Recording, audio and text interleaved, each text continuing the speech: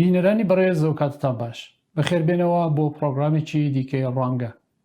بەڕێوەبەرایەتی ترامپ چەند ڕۆژ پێش گەمارۆکانی بەسەر ئێراندا سەپاندەوە،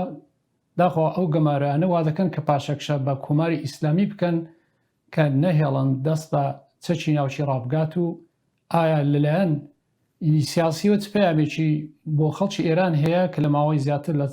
40 ساڵە لە داخوازەکانی خۆیان داخوازی دیموکراتیکی خۆیان بێبەشن. هەوڵەکانی ئەمریکا بۆ دانانەوەی تەواوی سەزاکانی نەتەوە یەکگرتوەکان لەسەر ئێران کە پێشتر لابران، هەروەها درێژکردنەوەی گەماروی چەکیش بەپێ بڕیاری 22 سیویەکی ئەنجومەنی یاسایەشە. بەڕێوەبەرایەتەکەی سەرۆک ترامپ هەمیشە ڕاستگۆ بووە سەبارەت بەوەی ئێران لە ڕاستیدا چییە، وڵاتێکی ڕادیکاڵی پێشەنگ لە جیهاندا بۆ پشتیوانیکردنی تەرۆریزم و دژایەتیکردنی جوو. سەرۆک ترامپ تێگەیشت بوو لەوەی ڕێکەوتنی ناوەکی شکستی خواردووە، چونکە ئێرانی نەهێنایەوە ناو کۆمەڵگەی نێودەوڵەتی و یان ڕێگە لە ئێران بگرێت لەوەی ببێتە خاوەن چەکی ناوەکی.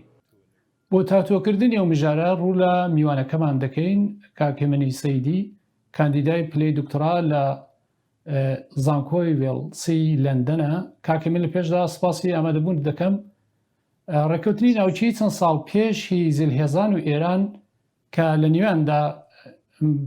جێبەجێکرا ینی واژۆکرا، ئایا ڕێکەوتنێک بوو کە بەرژەوەندی ئێرانی تێدا بوو بۆیە ئێران پەسەندی کرد؟ دەکرێت بڵێن هەم لەسەر ناچاری و بوو و هەم بەرژەوەندی ئێرانی تێدا بوو. واتە ئەگەر کوو گەمارۆکانی پێشتری نەبوو بە ئێران پێی خۆش بوو کە سیاسەتە ناوەکیانی درێژە پێ بدات و ببێتە خاوەنشکی ناوەکی. بەڵام ئاستی گەمارۆکانی ساڵەکانی 2008 تا 2012 وای لە ئێران کرد کە مەجبور بێت تاکتیکی خۆی بگۆڕێ، بێتە سەر مێزی وتوێش و ئەو ڕێکەوتنەی واژوو بکات کە لانی کەم زەرەر لە نیوەڕا بگەڕێتەوە. بەڵام ڕاستەکەی ئەوە بوو کە هەستا واژووی بەرژام ئیشک نەبوو بۆەوە کە ئێران دەستی کردەوە بە دەستێوەردانەکانی خۆی لە ناوچە و دواتر دەرکەوت سەرۆکی ئەو کاتی ئاژانسی ئەتۆمی ئێران ڕایگەیان کە هەر ئەو کاتەکە زەریف لە ڤێن و لە ئەمریکا خەریکی وتوێژ و دانوستاندن و ئیمزاکردنی ڕێکەوتنەکە بوو، هەر ئەو کاتە ساڵحی بە ئەمری خامنەیی خەریک بوو بە شێوەی نهێنی کەلوپەلی ئەتۆمی دەکڕی لە وڵاتانی جیهان. کەواتە ئێران لە ڕۆژ یەکەمەوە لەسەر ئەو پەیمانەی خۆی سوور نەبوو. هەر لە سەردەمی ئۆبامادا، واتە پێش دەستپێکردنی ئیدارەی ترامپ، ڕخنە لەو ڕێکەوتنە دەستی پێکرد. کوتیان کە ئێران ڕوحی بەرجامی شکاندووە. هەر ئەو کاتە بوو کە چەندین چەکی پڕ لە کەرەسێ و کەشتی پڕ لە چەکی ئێرانی لە نزیکی یەمەن گیراوە. مانگی مارچی 2016 ئۆباما ڕخنەی گرت لە ئێران، کوتی ئێوە ناتوانن لەلایەک ئیدعا بکەن کە ڕێکەوتن لەگەڵ ئێمە دەکەن و دێنەوە نێو کۆمەلگای ئەتۆمی، کۆمەلگای جیهانی، بەڵام هاوکات چەک دەنێرن بۆ یەمەن، موشک لە حەوا دەکەن و دروشمی لە ناوچوونی ئیسرائیل سەردەموستن. کەواتە تەنانەت لە سەردەمی خودی ئۆبامادا ئەو ڕخنەیە دەستی پێکرد، بەڵام بە هاتنە سەرکاری ترامپ ئەو ڕەوتێت ڕخنە لەو ڕێکەوتنە چونتر بووەوە و دیتمان لە 2010 ترامپ لەو ڕێکەوتنە هاتە دەرێ. باشە، بە تایبەتی پێشتر ولاتی یەکگرتوەکان بەسەر ئێراندا گەماروی سەپاند بوو، بەڵام کۆماری ئیسلام هەر نەچووە، کۆماری ئیسلامی نەچووە ژێرباری ئەم گەمارویانە. بەڵام ئەم جاریان چۆن دەبێت؟ ئایا پەسەندیان دەکات دەچێتە ژێرباری یا بەرهەڵستیان دەکات؟ من پێم وایە ئەم گەماروانی ئێستا بێوێنەیە، هەرو جورەی کە ناویان لەسەر ناو ماکزیمۆم پرێشر واتە ئەو پەڕی زەخت و فشار، بەڕاستی ئەو پەڕی زەخت و فشار هاتووە. دەبینین کاتێک کە ڕوحانی 8 ساڵ لەمەوبەر دەبێویست بێتە سەرۆکۆمار، ڕخنەی لە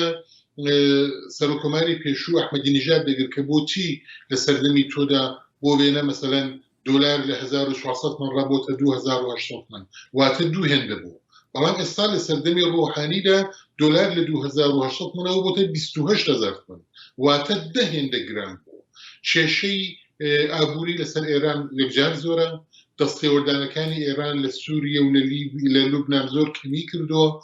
لە عێراق ئێران لە ژێر زەخت و فشاردایە و هەروەها ئێران لە ناوخۆشدا بەراوڕووی تونترین راپەڕین و ناڕزایەتی جەماوەری بۆتەوە. واتە ئەو راپەڕینانەی کە لە 2000 حەفدە و 2019 کرا لە مێژووی 42 ساڵەی کۆماری ئیسلامیدا کەنوێنە بوو و تاستە گەیشت کە کۆماری ئیسلامی بۆ سەرکوتەکەی مەجبور بوو نزیک بە 1500 کەس لە خۆپێشاندەران بکوژێت. ئەوە شتێک نییە کە ئێران بتوانێت لی دەرباز بێ و ئەو ناڕزایەتیانە هەروە بەردەوامە بگرە زیاتری دەبێت و لە مەجاری کردام کەوایە لەسەر سەر هەڵداتەوە. باشە کەوا بوو پرسیارەوەیە ئێران بژارەی لە پێشە کە بێ هەوێت پێشەوە گەماروانە بگرێت؟ پێی وابوو دەتوانێت لەسەر هاوکاری چین و رووسیا حیسابی کردبوو، بەڵام هاوکاریەکانی پوسەڵ دەرچوون، تەنانەت رووسیا کەڵکی وەرگرت لە نەبوونی ئێران لە بازاری نەوتدا، تەواو بۆشایی نەبوونی ئێرانی پڕ کردەوە. ئێران زۆری حیساب لەسەر چین کردبوو، پێی وابوو کە چین لەو ڕەوتەدا یارمەتی دەدا. چین بەڵام یەکەم وڵات بوو کە پارە و شەریکەکانی خۆی لە سەنعەتی نەوتی ئێران کشاندەوە، تەنانەت ئەو پرۆژەی کە دەستی پێکرد بوو لە ناوچەی پارسی جنوبی پرۆژەکە بەنیوەچڵی بەجێهێشت. ئێران پێی وابوو لە هەموو حاڵەتێکدا هیندستان و ژاپۆن و کۆرەی جنوبی نەوتی هەر لێ دەکڕن، بەڵام ئێستا ئەم سێ وڵاتە وازیان لە کڕینی نەوتی ئێران هێناوە، کەواتە دەکرێت بڵێن محاسباتەکانی ئێران غەڵەت دەرچووە. ئێستا هەناردەی ئێران کەس نازانێت چەندە، بەڵام دەزانین کە داهاتەکەی زۆر زۆر زۆر کەمە. یعنی احتمالی هەیە ئێران بتوانێت نەوت هەناردە بکە، بەڵام ئەو نەوتە بۆی نابێتە پارە، نابێتە پارەیە کە بتوانێت بێت چەک و چۆڵی پێ بکرێت، بتوانێت یارمەتی حیزب الله لوبنان بدا، یارمەتی حەشتی شەعبی عێراق بدا، پارە بۆ کورسەکانی یەمەن بنێرێ، هیچ کەم لەوانەیە ئێستا پێ ناکرێت. بۆی من پێم وایە بەڕاستی ئێران لەژێر زەختێکی زۆردایە. خۆتان دەزانین ماوەیەکی زۆرە ئێران دەستی هەیە لە عێراقدا. چەند ڕۆژ پێش وەزیری دەرەوەی ئەمریکا ڕایگەیاند کە ئەگەر حکوومەتی عێراق پێشی ئەو هێرشانی موشەچی میلیتانەکان بۆ سەر بەرژەوەندەکانی وڵاتەکانی ویلایەتە یەکگرتووەکانی ئەمریکا وەک باڵەوێزخان و کاڕۆزستان نەگرێ، ڕەنگە باڵەوێزخانەکەی لەوێ دابخات. دیارە ئەمە قسەی ئەوڕۆ دووشەممە دەکەین کە شاید داشی بخات لە داهاتوودا، بەڵام ئێستا ئەو هێوشتاری داوە. ئایا تۆ پێت وایە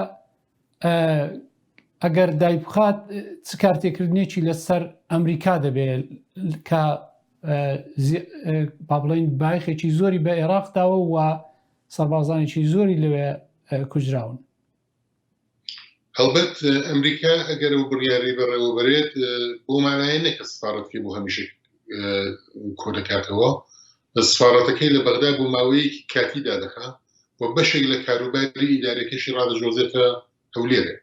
هاوکات ئەو جوورەی کە هەڕەشەی کردو پۆمپێۆ هێرشی ئاسمانی بۆ سەرهەشتی شامی دەست پێ دەکات. یعنی واتە ئەم خاڵە لاوازەکەی خۆی، واتە بوونی هێزی سیڤیل لە ناو سفارەتخانەکەی خۆی لادەبا هێرش دەکاتە سەر خاڵە لاوازەکەی هەشتی شامی، ئەوەی کە ئەمریکا بتوانێت لە ڕێگای ئاسمانەوە هێریشان کاتە سەری. من پێم وایە سەردانەکەی دوێنێ بەڕێز فواد حوسێن وەزیری دەرەوەی عێراق بۆ کاران و دیدارەکانی لەگەڵ وەزیری دەرەوە و سەر و کۆمار ڕاگەاندنی ئەو پەیامە بوو کە ئەو جارە هەڕەشەی ئەمریکا جددیە و ئێرانیش بە برپرس دەزانن و لێدانی هەشتی شەعبی شتێکە کە احتمال ئەگەرێکی زۆر بەهێزە. پێش فواد حوسێنیش نوری مالکی چوو بوو، ئەویش ئەو پەیامەیدا بوو و هەروەها ئەمڕۆ شاهید بووین نوری مالکی زۆر بەتوندی هەڵوێستی گرت بە دژی ئەو وتارەی کە لە ڕۆژنامەی کەیهەندا لەسەر سیستانی نووسرا بوو. ئەوە نوری مالکێکە کە هاوپەیمان و دۆست و تەنانەت دەکرێت بڵێن دەستکردی ئێران بوو. کەواتە ئەو هەڕەشەی ئەمریکا جددیە، ئالتەرناتیڤیشی هەیە و ئەگەر کو ئێران ئەو سیگناڵانە وەرنەگرێت ئەو هەڕەشەیە ئیجرا دەکرێت. دیارە هەڵبژاردنەکانی ویلایەتە یەکگرتووەکانی ئەمریکا بۆ سەرۆکایەتی هێندەی نەماوە و لە هەمان کاتژدا بەڕێوەبەراتی ترامپ هەوڵی داوە کە لە ڕێگای چەندین هەوڵی وەک ئاشتی لە ئەفغانستانی کێشەی ئیسرائیل فەلەستینیەکان هەندێک هەنگاو بگرێتە بەر کە دیارە بە قازانجی سەرۆک ترامپە سەرکەوتنیەکە. بەڵام لاوازی ئەمریکا لە بەرامبەر ئەم کۆماری ئیسلامیدا ئەوەیە کە لە عێراقدا ئێرانی شەردەسەڵاتی هەیە. تۆ پێت وایە عێراق چەندە دەتوانێت چارەنووسساز بێ لەوەی کە سەرۆک ترامپ لە هەڵبژاردننی داهاتوودا سەرکەوتوو بێ ئەگەر بێت و ئێران هەردەسەڵ نەگرێ؟ بەڵێ عادەتەن لە مانگی ئۆکتۆبری بەر لە هەڵبژارنەکاندا کردەوەیەک دەکرێت کە دەناسرێ بە سورپرایزی ئۆکتۆبر هەندێک کەس دەیان کود ڕێکەوتنی سعودی و ئیسرائیل ڕەنگە و سورپرایزە بێت ئێستا دەڵێن نا احتمالی هەیە هێرشی ئاسمانی ئەمریکا بۆ هەشتی شعبی لە عێراق ئەو سورپرایزە بێت من نازانم کامێک لەوانە دەبێت بەڵام دەزانم ئێران ئێستا و دەستێواڵایی نەماوە لە عێراق ئێران قاسمی سلەیمانی نەماوە ئێران ئیمکانی وەی نەماوە کە دەستێوەردان بکات لە هەڵبژاردنەکان لە دیاریکردنی حکوومەت ئەو ئیمکانەی نەماوە لە باوی تکنیکەوە کارناواڵی ئەربعین وەڕێ بخات ئەو ئیمکانەتە مادەی نەماوە کە بە موازاتی سوپای عێراق سوپایەکی دیکە سازگا بنێوی هەشتی شعبی و لە ژێر ئەمری خۆی بێ من پێم وایە لە حاڵی حازردا لە یەک ساڵی ڕابردووە تا ئێستا باڵانسی هێز لە عێراق بەرەو ئەمریکا شکاوەتەوە و ئێران لاوازە. باشە بینە سەر تۆریی دیکەی ئەم باسە کاردانەوەی ئەو سزانە بەگشتی لەسەر خەڵکی ئێران ئەو کەسانی کە بۆ ئازادی هەوڵ دەدەن پەیامێکی هەیە لە پێشدا دەرێ وڵام کە ئەو فشارە زۆربەی زۆری لەسەر خەڵکە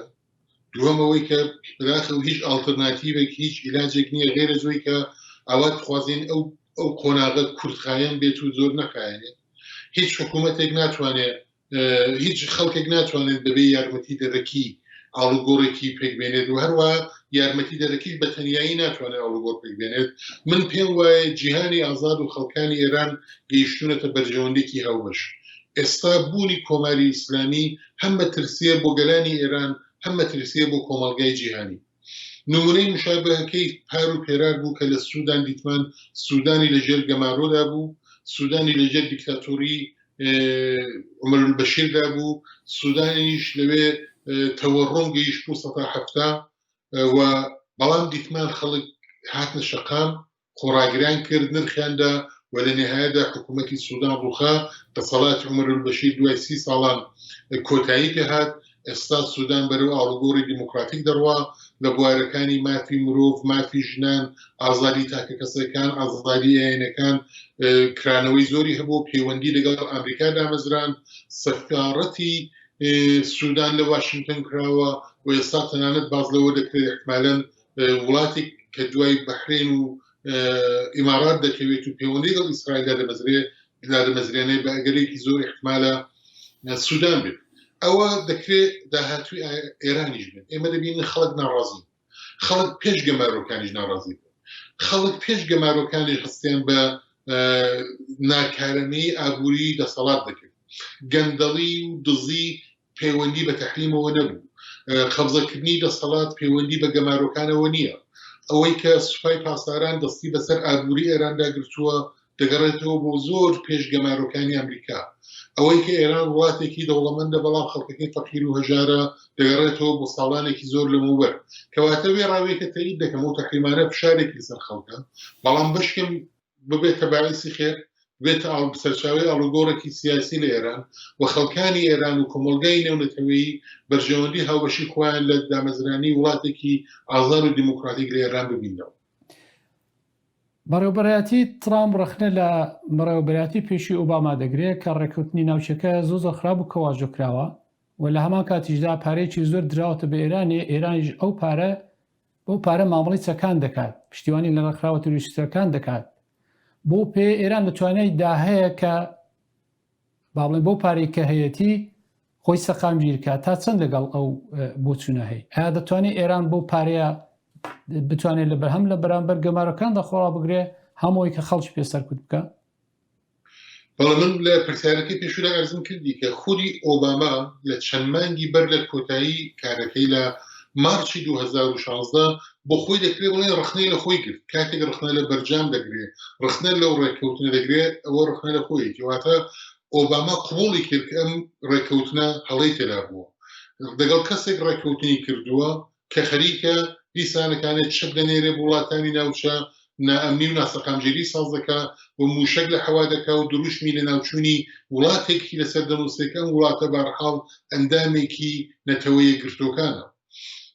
دواتر لە بیرەوەکانی جانکەریدا نووسراوە کە ئێمە بەتەما بووین لە قۆناغی دووهەمدا بەرەو بەرجامی دوو بڕۆین بەرەو ڕێککەوتنی دوو بڕۆین و قەرار بوو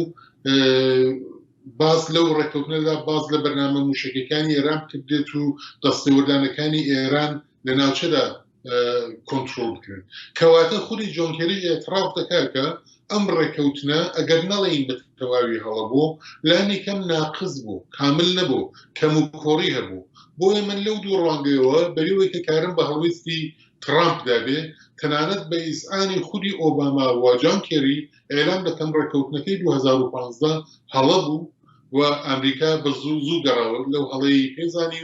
و پاشگەز بۆ من پێم وایە هاتمەدەرەکەی ترامپ لە 2010 هەنگاوێکی ئیجابی بیرن سەر مەسلەی مافەکانی مرۆڤ لە ئێران هەرچەند ئەمریکا هەموو ساڵەیە کارنامەی کۆماری ئیسلامی ئێرانی خستۆتە ژێرپرسیار و مەحکومی کردو بەڕوونی ئەمریکا دەڵێ ئێران کە دەیهەوێت چەکی ناوچی ساز بکات هەوڵی ئەوەیە کە ینی وڵاتی یەکگرتوەکانی ئەمریکا خەڵکی ئەمریکا بپارێزێت لێرە ئایا هیچ پەیوەندێک بە دۆخی نێوخۆی ئێرانەوە دەبینی لەوەدا وەختەکە دەڵێ پارێزگاری لە خەڵکی ئەمریکا دەکات پەیوەندێکی بە مەسەلەی مافەکانی مرۆڤ لە ئێراندا هەیە بەگشتی دەکرێت بڵێن لە پەیوەندی نێونەتەوەیەکاندا ئەوە بەرژەوەندیە کە بڕیاری کۆتایی دەدات مافی مرۆڤ تا ئەو کاتە دەکەونە شۆنی کە بە دژی بەرژەوەندەکانی نەتەوەیی نەبێت دووهم ئەرکی هیچ وڵاتێک نییە کە تێبکۆشێ سەربازی خۆی بە کوشتن بدا پارەی خۆ خەرج بکە کە لە وڵاتێکی دیکە مافی مرۆڤ بەڕێوە بچێت حەولی بۆ دەدەن بەڵام ناتوانن بیکەنە ئەجێندای یەکەمی خۆیان سەهەمەوەی کە من ئەرزم کردن کە کۆمەلگای جیهانی و خەڵکانی ئێران پێویستیان پێکرا چون بوونی کۆماری ئیسلامی مەترسێ بۆ هەردووکیان دامەزرانی کۆمارێکی دیموکراتیک و نۆرماڵ لە ئێران بۆ لە ڕاستای بەرژەوەندی هەم خەڵکانی ئێراندا هەم ئەمریکا کەواتە من پێم شتێکی سیر نییە کە ئۆباما بورن ترامپ تەنیا بیر لە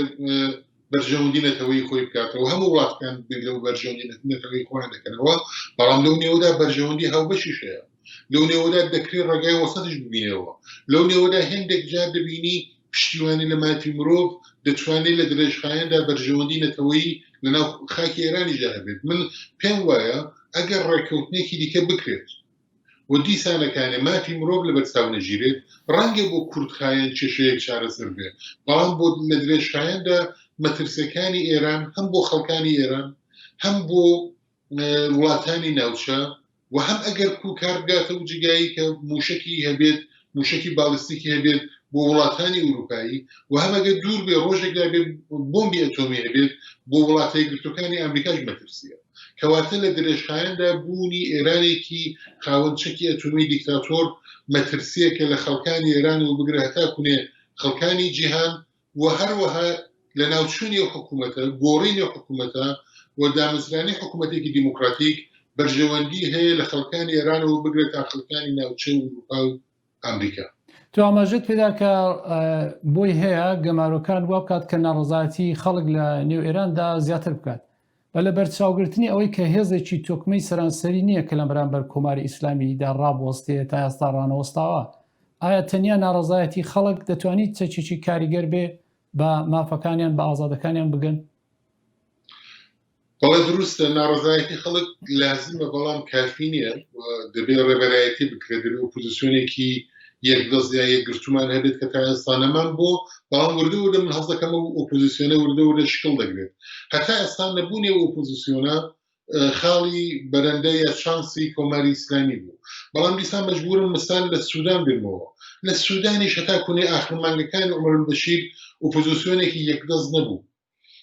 نە لە دەرەوەی وڵات نە نێو خۆی بووە بەڵام لە ماوەی 4 تا 8 مانگاندا لە دوو قۆناغدا لە 4 مانگی یەکەمدا هەرو خەڵکە ئۆپۆزیسیۆنە توانیان عومەر البەشیری لەدەسەڵات بخەن لە 4 مانگی دووهەمدا توانیان کە سوپای سوودان پاشەکشە پێ بکەن و مەجبوری بکەن کە بەڕێوەبەرایەتێکی هاوبەش بە سەرۆکوەزیری مەدەنیەک سەرۆکایەتی یا دەسەڵاتی سوودانی تازەی بەڕاستەوە ببێت بۆیە من وێڕای تەییدی قسەی ئێوە کە بەڕاستی ئۆپۆزیسیۆنێکی یەکدەستمان نییە و پێویستە تاکید دەکەم کە شتێکی سەیر نییە شتێکی ممکنە دەکرێت پێک بێت ئەگەر خەڵک بەرژەوەندی هاوبەش بکەنەوە احتمالی هەیە هێزەکانی یارمەتی بدەن احتمالی هەیە خەڵکان و ئۆپۆزیسیۆنیش تەنازول بکەن و ئەو لە تئۆریدا لانیکەم ئەو ئەگەرێکی ممکنە باش ئەگە بینە سەر کوردستانی ئێرانە خۆت دەزانی هەر لە سەرەتایی هاتنە سەرکاری کۆماری ئیسلامیەوە جیهاد دژی خەڵکی کوردستان ڕا گەێنرا و شەڕ و کێشەش بەردەوام بووە باشە لە کوردستانی ئێرانێ هێزەکان دەتوانن لەم بارەیەوە چ بکەن بە تایبەت کە ئێستا گەمارەکان بەسەر ئێراندا دەستە پێن و بەلە بەرچاوگرتنەوەی کە ناڕازاتی لەنێو خەڵک زیادە بێ ئەرکەکەیان تێدەوەیدا دەتوانن تا چ ڕادێک بچنە پێش هێزەکانی ئۆپۆزیسیۆن مەبەستانە هێزی ئۆپۆزیسیۆنی هێزبەکانی کوردستانی ئێران طبعا ئەو پەرشوبڵاوی کە جاران هەبوو بە خۆشیەوە وەکو ئێستا نەماوە ئێستا کەمتر بوو ئێستا ڕەوشی ئۆپۆزیسیۆنی کوردی باشترە لە ئۆپۆزیسیۆنی سەراسەری ئێرانی ئێستا ژووری هاوبەش هەیە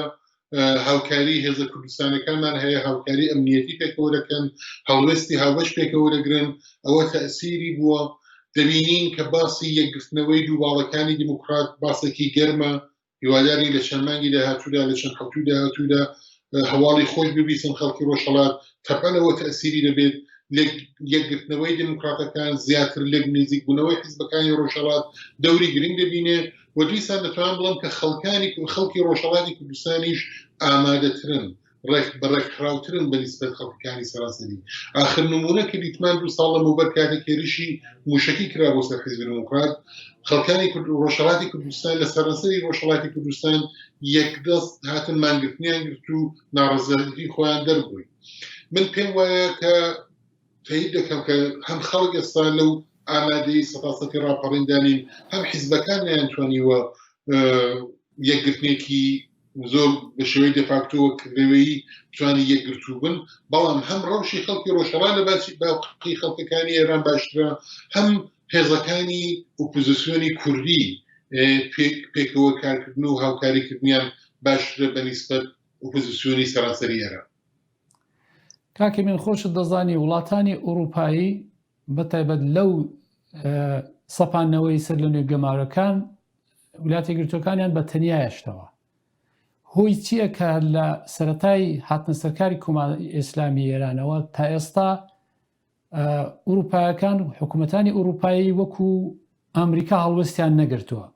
هۆیەکە بازرگانیە ینی لە چدایە کە ئەوەندە ئوروپا ناتوانێت لە بەرامبەر کۆماری ئیسلامیدا لانی کەم گوشاری بخات سەر وەکی ئەمریکا سەدی خات سەر ئەوە من تێبینێکم هەیە لەوەی کە دەفەرموتان لە سەرگەمارۆکان ئوروپا هاوکاری نەکرد بەڵێ بەڕەسمی لە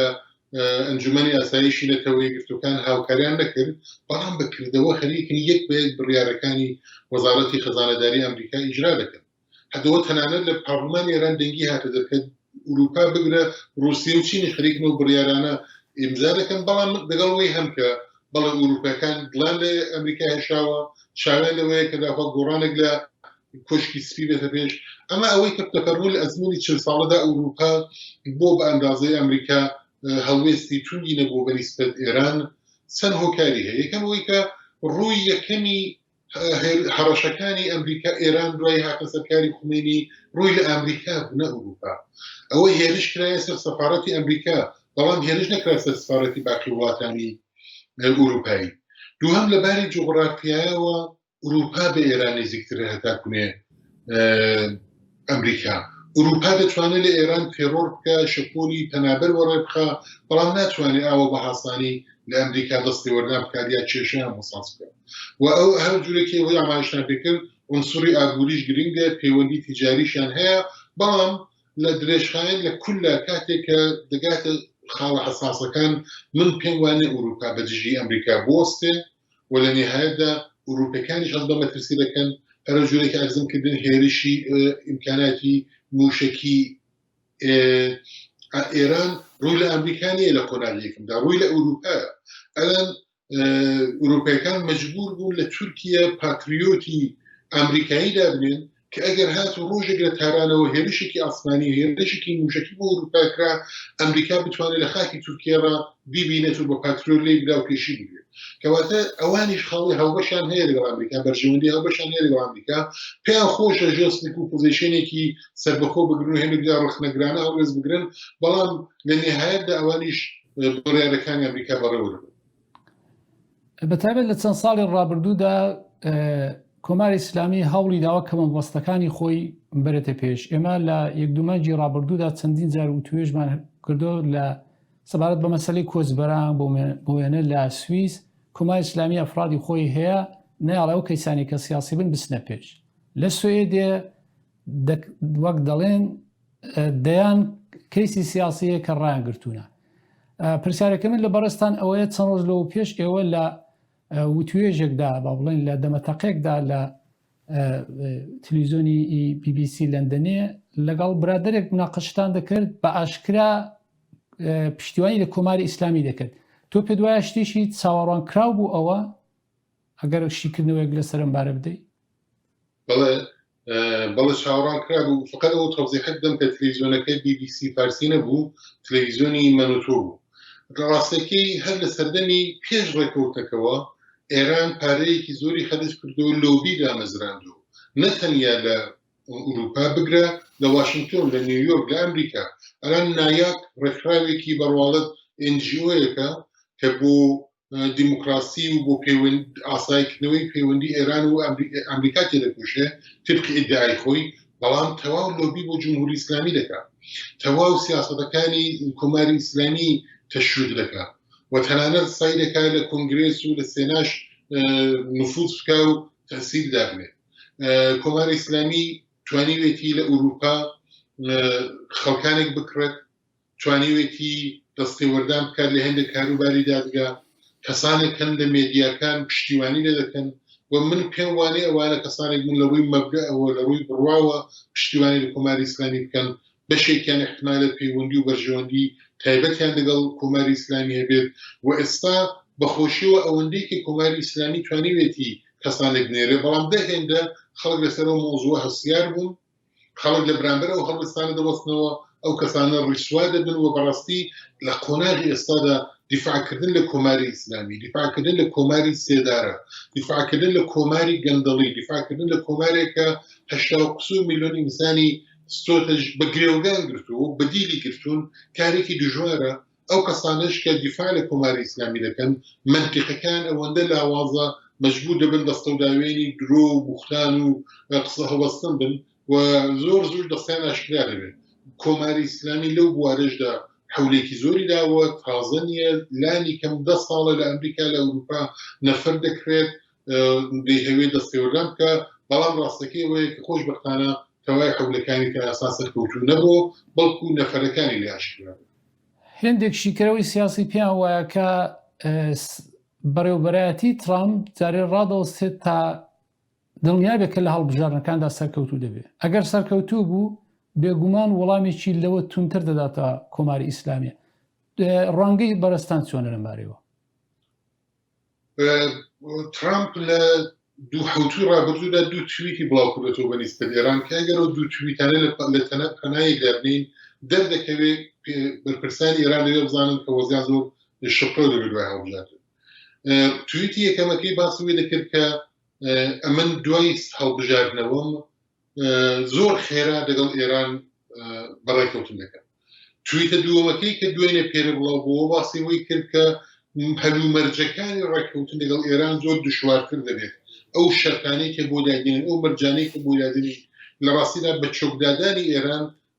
زۆر سەختە دەبێت. ئەم دوایە لە پەنایەکدابنی یانی چیەنی کۆماری ئیسلامی ئەگەر ترامپ بێتەوە سەر کۆمار یەک زۆر خێرا لە ماوەی 2-3-4 حوتوودا دەبێت بێتە سەرمیزی و توێش دوو دەبێت تەواوی خاڵ و شەرتە دژوارەکانی ئەمریکا قبول بکە. ئەو سیاسەتی تا ئێستا خامنەی گرتوویەتی بەر کە هەڵبەر زۆریشی زیان پێگەیاندوو زۆری زیان بە ئێران گەیاندوو ناوی ناوە نەشەڕ و نەوتوێش ئەم سیاسەتە دوای قۆناغی دووەمی سەر و کۆماری ترامپدا بۆی ناچێتە سەر. بەڵام دەمهوێت لێردا شتێکە بڵێم تەنانەت لە ئەگەری بەدەسەڵات گەیشتنی بایدێنیشدا بایدن تازە ناتوانێت ڕێککەوتنەکەی وەکو سەردەمی ئۆباما ئیمزا کاتەوە بایدن تازە ناتوانێت ئەو دەیان ملیارد دلاری کە لە چنگی کۆماری ئیسلامی هاتوورە دەرێ بیداتەوە ناتوانێت قاسمی سولەیمانی بۆ زیندوو کاتەوە ناتوانێت ڕێککەوتنی وڵاتانی عەرەبی و ئیسرائیلی هەڵبوەشێنێتەوە و ناتوانێت وەڵامدەرەوەی ئەو هێزە بێت کە دەڵێنەری تۆ چرەکەی بۆ پاراستنی ئیسرائیل کەواتە من پێم وایە تەنانەت ئەگەر بایدنش بێتەوە وەزی ئێران وەکو پێشوو نابێتەوە و سەردەمی ئۆباما نابێتەوە بەڵام ئەگەر ترامپ بێتەوە ئەدی بەڕاستی دەبێت چاوەڕوانی بەڕاوڕووبوونەوەی ڕاستەوخۆی ئێران و ئەمریکانین یان چۆکدانانی کۆماری ئیسلامی لە بەرامبەر ویستەکانی ئەمریکادا. هێمنی سەیدی کاندیدای دکتۆرا لە زانستەکانی سیاسی لە لەندەن لەگەڵمان بووی کاکە من گەلێکتان سپاس دەکەن بۆ بەشداریتان لە پرۆگرامی ڕوانگە. سپاس بۆیەوە. بینەرانی بەڕێز بەم جۆرە هاتینە کۆتایی پرۆگرامی ڕوانگە بۆ ئەم جارە تا حوتویدا بێت هەر سڵامەت.